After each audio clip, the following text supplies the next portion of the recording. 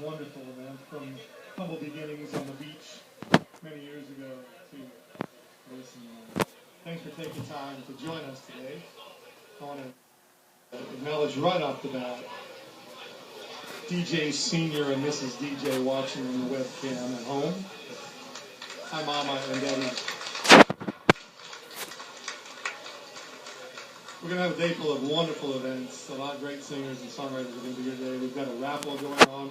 People will be walking around selling raffle tickets. There's going to be an auction later on. A lot of really fun stuff. And call your friends. Tell them to come down. This is where we need everybody here. Trying to get a better Tell them light. to come down, but tell them not to expect a place to be able to sit. We'd like to start off the day with a good friend of ours, Bry Harris. We just say that Bry is a very, very wonderful fellow, and he and Jeff were very dear friends. And Bry's going to say a few words, so if you will, please make him feel welcome.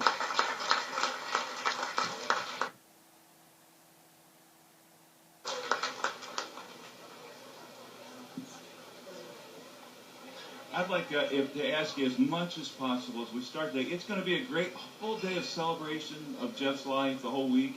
But I know that our hearts are still heavy as well. And so we want to acknowledge that. We want to honor him.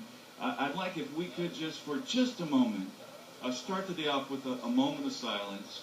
I'm going to have a prayer, and then I'm going to say a few words, and then we'll let it loose. So if we could just kind of close our eyes, and let's just be quiet for a moment.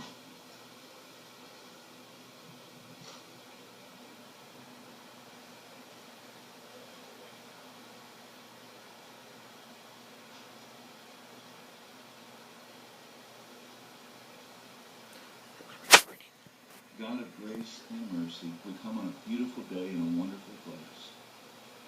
And we just ask that we might find peace, that we might encourage and love one another, and that we might not just feel that Jeff is here with us, that we would know that you're here with us to love us as well. In Jesus' name, amen. I'm going to tell you when I first met Jeff, and I'd love to hear your stories. I'm only here tonight, and I'm heading back out in the morning. But I had my first experience with Jeff was at Trop Rocks, the Smokies, probably 6, maybe 7 years ago. I'm not quite sure.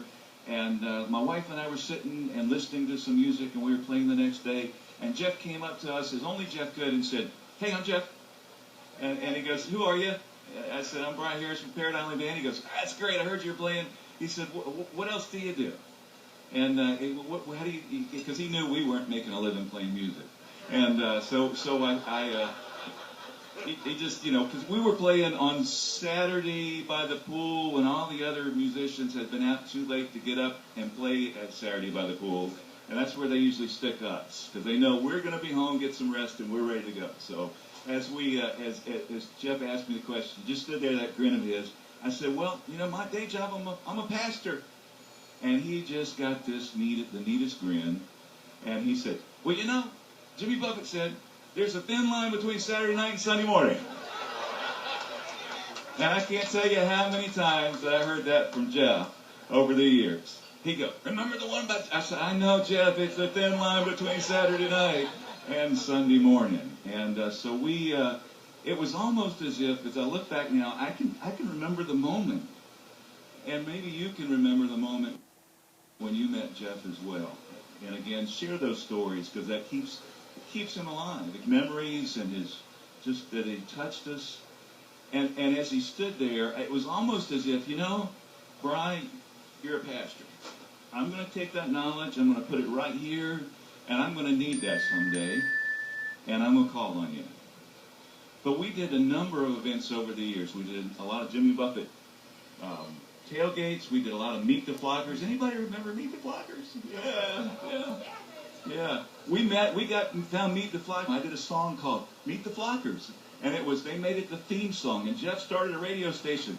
Look where he ended up, and then look what happened to us. It was something like Facebook came along, I think, and killed that whole endeavor. But it was a great time. So we did a lot of stuff. He'd come and stay at our house when he was traveling through.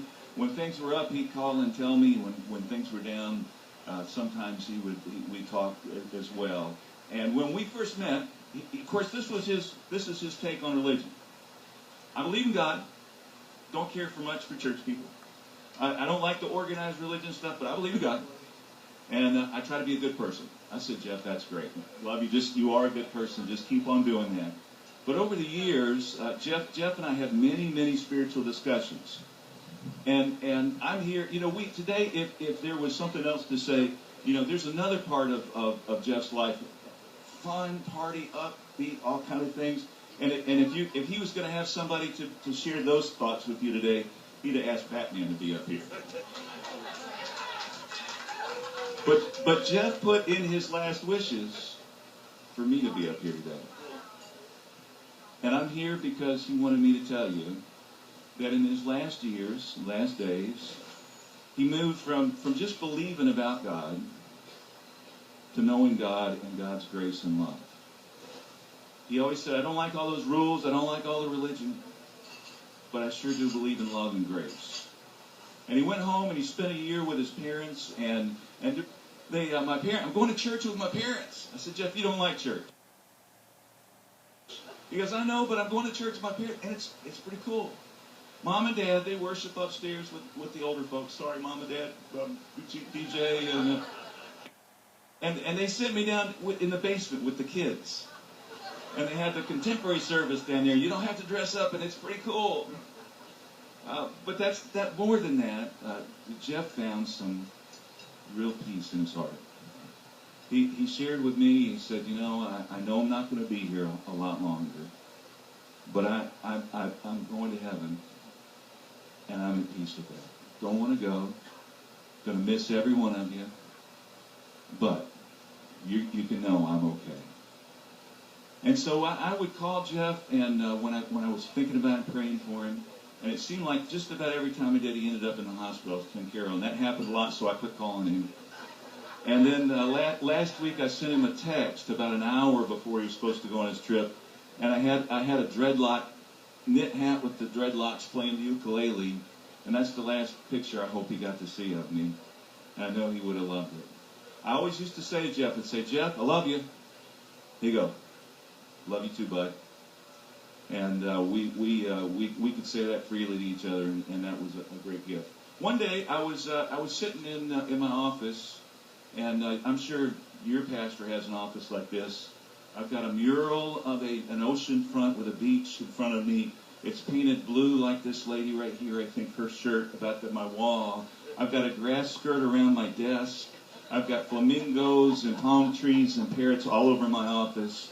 And people come in just to sit down and go, ah. Well, one day I just wrote Jeff something. I used to send him my songs like all of us trop rock guys did, Hey, Jeff, here's my newest song. It's going to be a hit. And Jeff would go, yeah, it's a great song. Yeah, I look forward to hearing that one. Yeah, just send it to me in a different form. Send that. That was and one day I did put something down to him. This is... it's not a song. It's not verses and a bridge and some sort of instrumental and meant for anybody else to hear. And so I sent it to Jeff, and God bless him. He said, I want you to play that one when people gather down in Key West. So this is not something I usually share all my songs with my wife. She didn't even know I had done this one, because it's not a song necessarily. It's just something very personal from me to Jeff.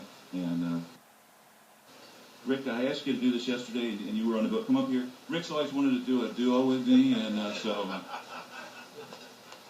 I haven't memorized it. And I think if I had, I couldn't get through it because I just pulled it off my phone last week.